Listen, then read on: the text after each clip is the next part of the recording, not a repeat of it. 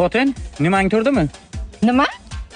Ha, nimang borki, turdimi deyapman. Nima tushuntirib gapiring, nimani ma'lamasdan? Bu yerda yotibdi-ku nimang. Ana shu turdimi deyapman, ana. O'g'limmi?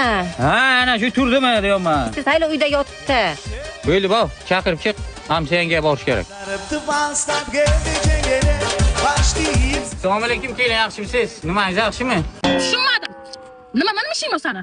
Menga qarang, eringiz yaxshimi deb so'ratdilar, ibi. Shuni to'rasa bo'ladi-ku. Kim? Nimaga kelanding, Ismat?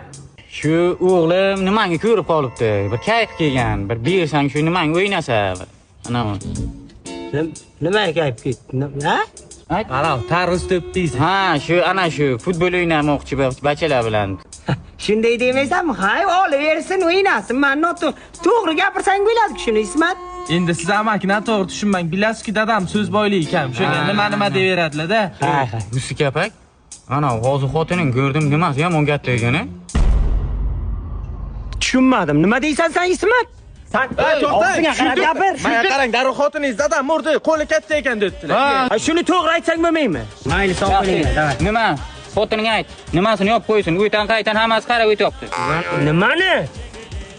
Ayt. Darvozangizni aytibdilar. Ha. Ha. Sog' bo'linglar.